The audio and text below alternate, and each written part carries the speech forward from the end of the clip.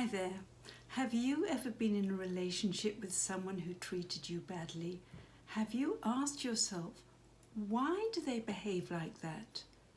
In this video, we're going to be looking at the 15 things you need to hear about an abusive or narcissistic partner.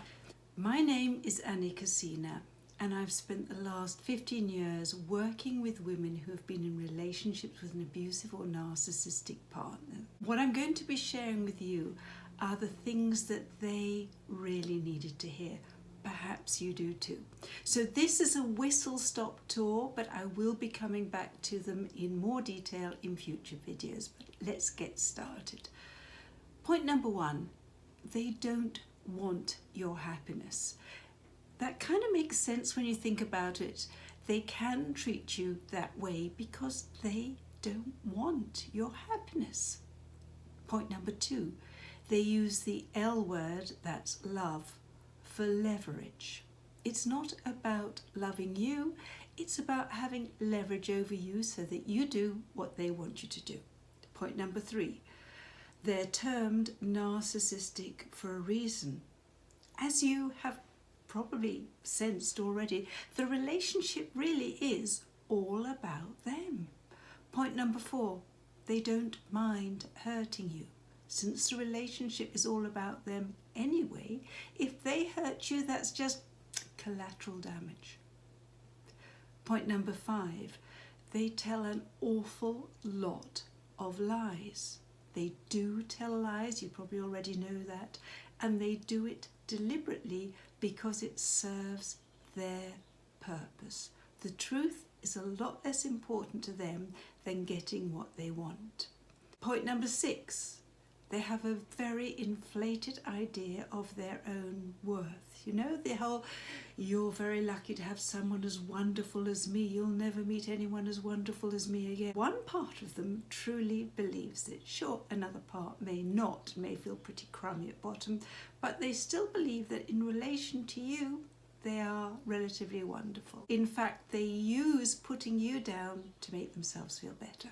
Point number seven, they are absolute drama queen. There's always a hissy fit, an anger scene, a tantrum. Whatever they're doing, it's to keep you from being on an even keel. And all that drama just absolutely confuses you. It throws you.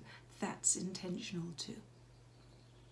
Point number eight, even if they say they're sorry, they don't mean it. Not for any length of time and not in any way that is going to bring about a change that will make you feel better. Point number nine, they have no intention of changing for you ever. They are not interested in changing. From their point of view, it ain't broken. Why would you fix it? The relationship works for them, and as long as it works for them, they have nothing to gain by changing. Point number 10, they always break their promises, and they do that for a reason. They don't need to keep their promises. They may need to make them from time to time to keep you interested, but they don't need to keep them. In fact, keeping their promises diminishes their sense of their own power. Point number 11, every emotionally abused woman I have ever spoken to talked about the potential of her man to be wonderful. Well, actually, that potential is only ever the bait to get you hooked. They have no need or wish to grow into that potential. It serves no purpose for them. They are fine just the way they are. Thank you very much. Point number 12, they see you in the worst possible light. They say the most awful things to you, and it's true, they do that for a reason. It's this seesaw effect. The more they can see you as being really awful, the more they see themselves as some kind of wonderful. They're the upside of the seesaw. Point number 13, this one is truly counterintuitive. They see themselves as victims. They are the victims of you. their bad behavior is usually triggered, always triggered, by something that you did or did not do, or said or did not say.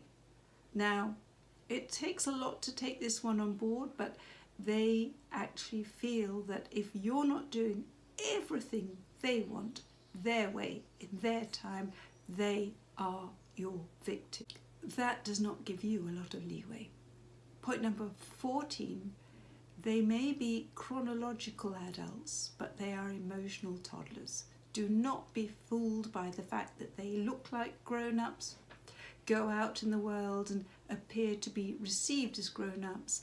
When they are with you, they behave like emotional toddlers who throw temper tantrums to get what they want. Sure, it's a lot more frightening when it's an adult doing it, but they are emotional toddlers. You cannot have an adult relationship with an emotional toddler, unless you want to be their mother. But why would you? Point number 15, they can help it. They may or may not be sick, but they behave the way they behave because they are actually manipulative. They choose to exploit you for everything you have to offer. So that is a very quick tour of what you need to hear about abusive and narcissistic partners. Obviously, there are a ton more that needs to be said, and I will go into some of these individual points in future videos. But for now, you need to get more information. Do go to my website, recoverfromemotionalabuse.com, and sign up for the free report, the 7 things that you need to know to truly heal. Bye for now.